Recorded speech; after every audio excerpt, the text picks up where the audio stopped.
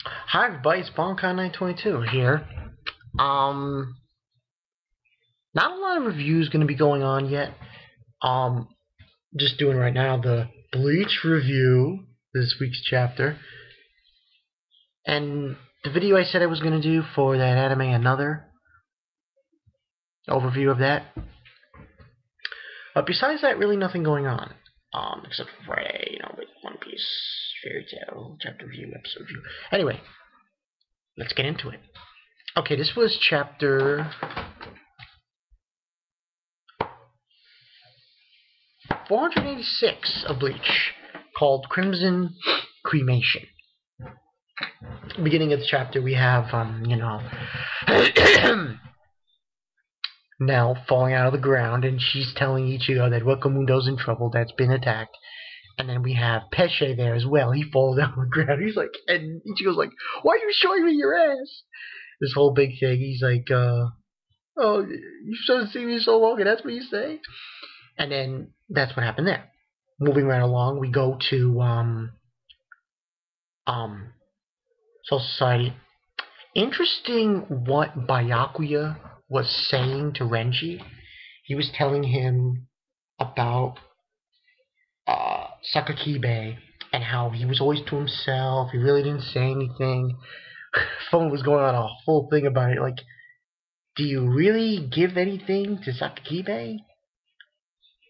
But what I'm not gonna say that I cared for him, but I am gonna say I found it interesting that he um supposedly he had got Bankai before Shangsui and Ukitake.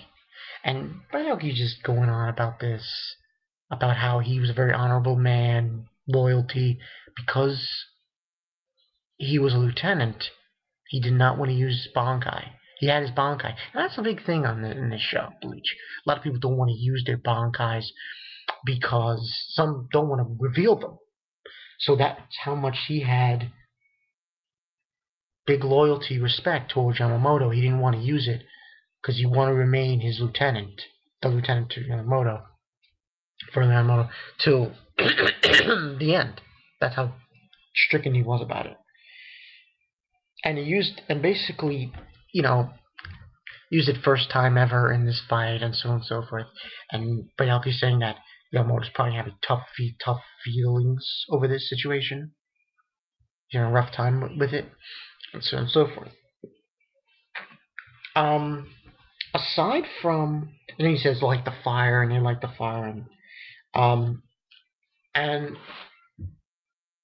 aside from that, this is really just Ichigo talking when he gets everybody there to his house. He says, "I'm sorry for going everybody late at night," and he's Nell's there, and she's telling Chad, what does the Chad not believe what Nell said? The one thing I want to look forward to, hopefully Kubo does this. You got to get Nell back in her original form. You got to get Nell back in that original form where she fought Noritora. I want to see that shit. If he pulls that off, good on you. And he's just talking about it, saying that it's true. And basically, now here's my problem. To some extent, I thought that Stark had survived. Because Barrigan, no question, he died. Yami, no question, he died. All the others, no question, they had died.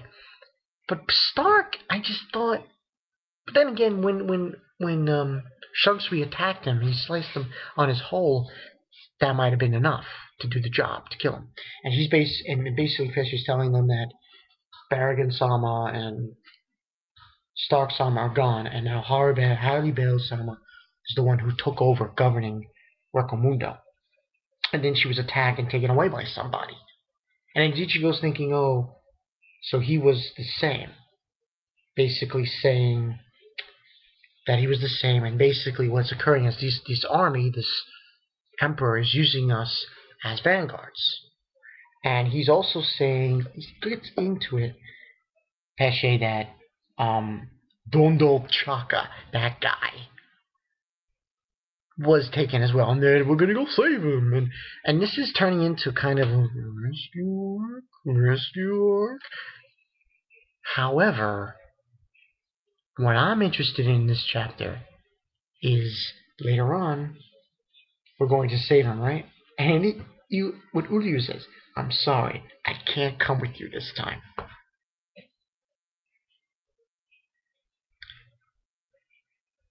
Ichigo then starts talking to him like, oh, it's because you can't kill hollows, because you kill hollows and stuff.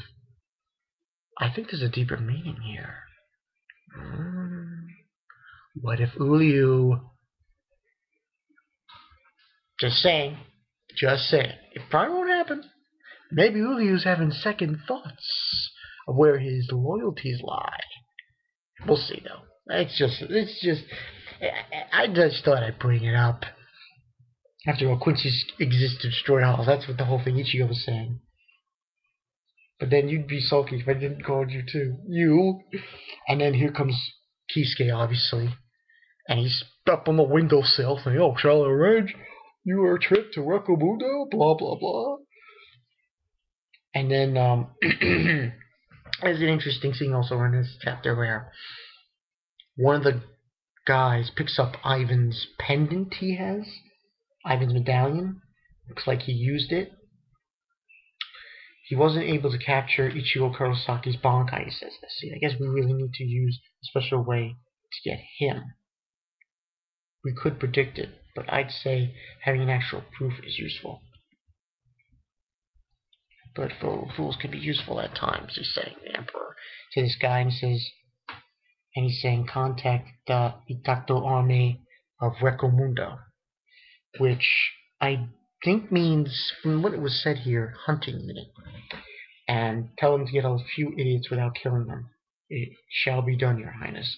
And then we get this scene with the army marching over, and someone was talking about this a little bit. He was saying how it looked like the Germans. It kind of feels that way. Kubo, let's not get racist here with the Germans. Reference. Now, the army, while it's carrying on their invasion. And this is next time Ichigo and Urara attack the enemy army. Now, I'm going to give this week, I'm going to give it a 3.5 out of 5. I would go higher, but for now, we'll tone it down. Tone it down. 3.5 out of 5. It was not too bad. It was okay. It moved along. What was going on. Pros, I will give a pro in saying of the pro I want to bring out is Uryu's statement. I think there's some underlining tones here.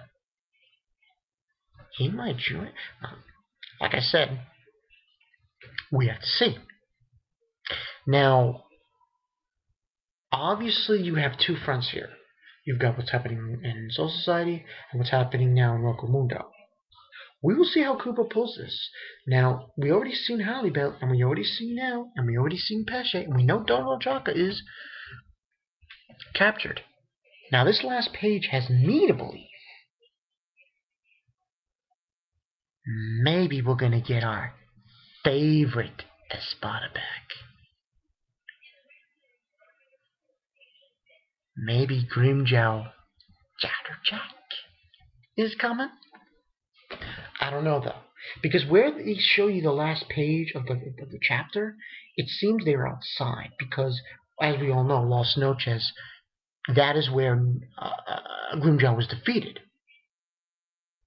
so to speak. And it was inside. Now, we don't know what has happened to Los Noches. They're not showing it to us. They might have Grimjow captured as well, but we don't know. As I just said, we have to wait and see. But good, interesting thing happening. It's not. I don't think it's going to be a rescue arc, though, because to some extent it might be, but it's going to change dramatically. Because remember, 5 days, Soul Society is going to be destroyed. So, in 5 days. So you got to figure that